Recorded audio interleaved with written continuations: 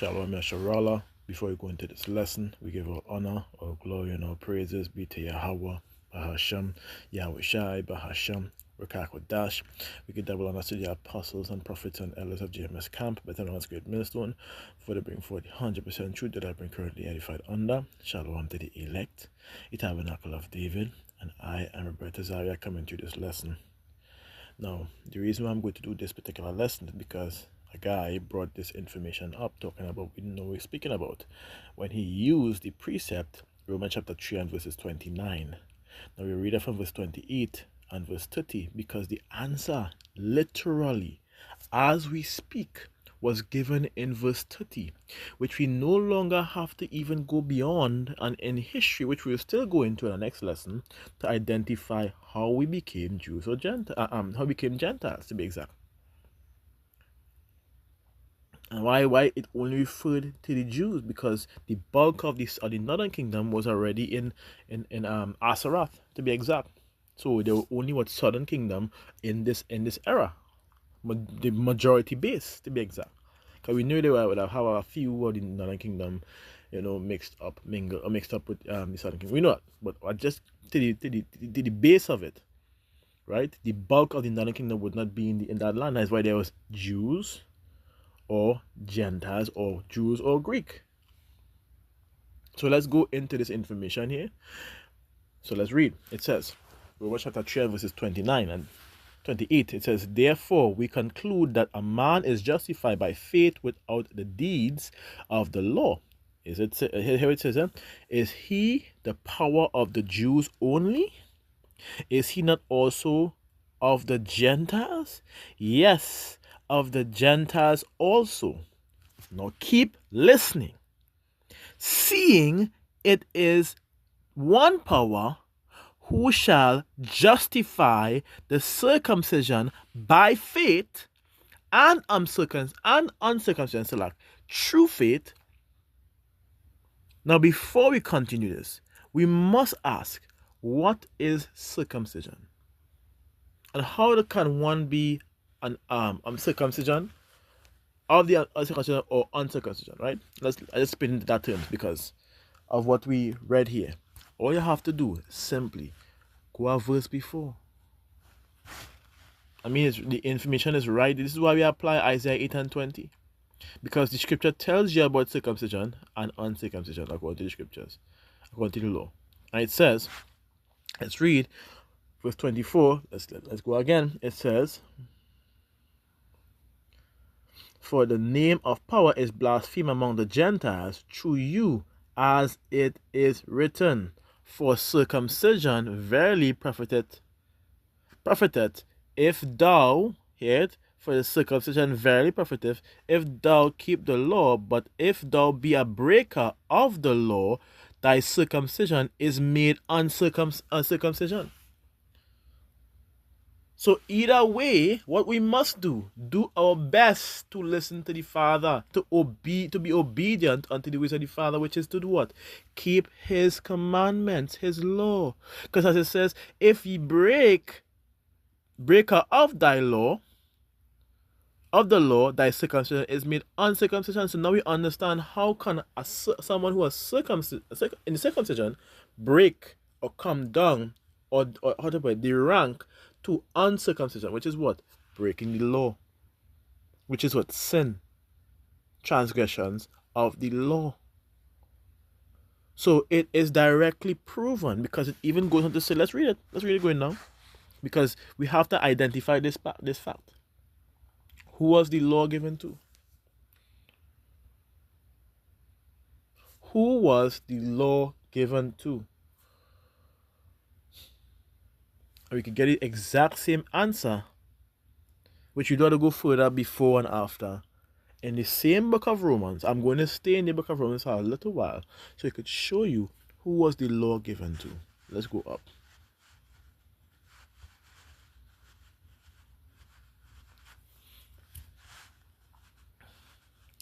It says, Romans chapter 9 and verses 3. For I could wish that myself were cursed from Hamashiach for my brethren, my kinsmen according to the flesh, who are Israelites, to whom pertaineth the adoption, and the glory, and the covenants, and the giving of the law, and the service of power, and the promises. Who was it pertain to? The children of Israel, the Israelites, as mentioned in Romans 9 and verses 3 and 4. So with that understanding, going back into this precept, when it says, is he the power of the Jews only? Is he not also the power of the Gentiles? Yes, of the Gentiles also. It's referring to those children of Israel that have forgotten their heritage because of the past transgressions that their forefathers have done.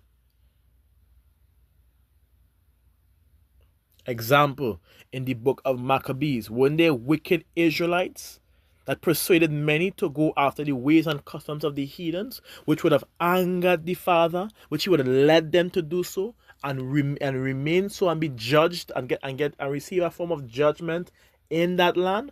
Weren't our people being unalive now when they were trying to turn back to power by the same king Antiochus Epiphanes, the wicked king, the wicked ruler? Wasn't that the case? As we could recollect according to history, was not that the case? To where now, when we are waking back up to remembrance, right, in these different landscapes, because we were scattered there for our disobedience, which was mentioned,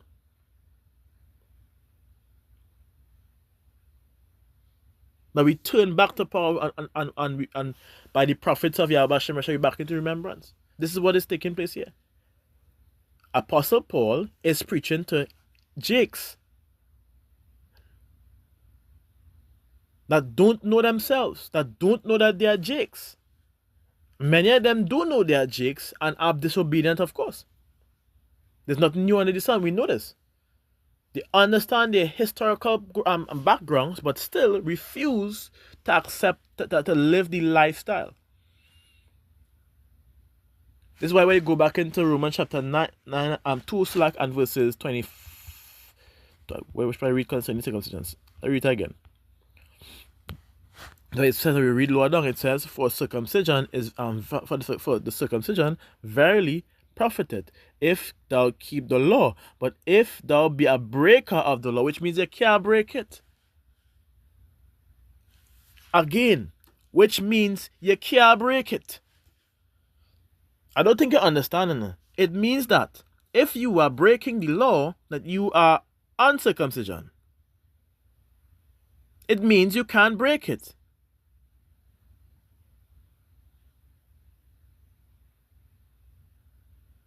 It says the breaker if thou be a breaker of the law, thy circumcision is made uncircumcision. It says therefore the uncircumcision, if the uncircumcision keep the righteousness of the law, as mentioned, shall not his uncircumcision be counted for circumcision? And shall not uncircumcision, which is by nature, if it fulfill the law, judge thee?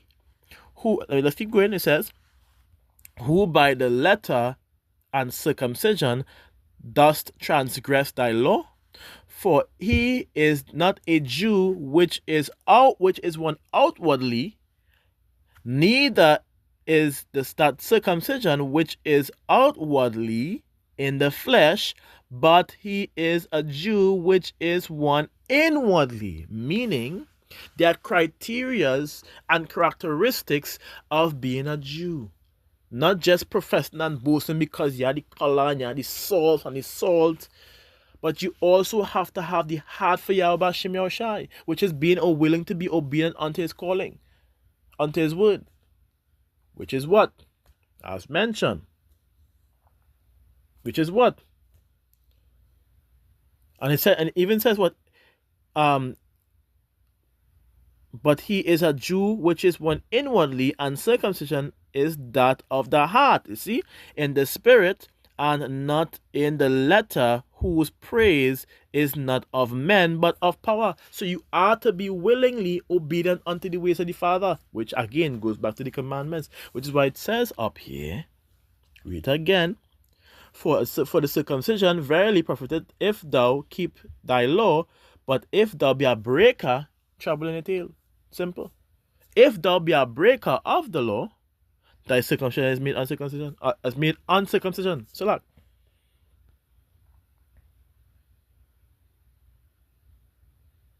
So, understanding that, you don't even need to go into much of the information showing where that do, because at the end of the day, right? Verse 29, verse 30 gives you a proper understanding of verse 29. And if we are dealing with circumcision, it means you are to be a part of the law. It has to be given unto you, which it was given to the children of Israel. Even in Romans 9, it mentions that. So for the person who decides to say that, because when you go even further, verse 31 it says, do we then make void the law through faith? Power forbid. Yea, we establish the law. Because what? As mentioned according to the scriptures in Ephesians, what? That the law was given to the children of to men is a duty unto them. So like roughly paraphrasing. Let me get a precept. I don't know butcher it. Ecclesiastes 12 and verse 13. Let us hear the conclusion of the whole matter. Fear Yahweh and keep his commandments, for this is the whole duty of man. The whole duty of man. I'm not referring to all men. It says duty of man. And who was given the law, to be exact? The men of Israel, the children of Israel. So we know exactly who he's talking about here. Right. So, again, Romans 3 and verse 29 is not something you could use to justify Gentiles specifically being Gentiles. It's referring to the Jews that were falling away unto dumb idols and had to be brought back into their custom and their ways of living because of their forefathers putting them in that predicament at the point in time. And it's also prophesied to happen. All these captivities are prophesied to happen. Let's be real. So I hope this lesson is edifying. So Shalom Yasharala, Kal Halalia Yahweh Bahasham, Yahweh Shai, Bahasham Rakakodash. We give double honors to the apostles and prophets and elders of James Campbell and our great millstone for the bring forth the 100% truth that I've been currently edified under. Shalom to the elect, the tabernacle of David, and our brother Zariah saying to you, Shalom.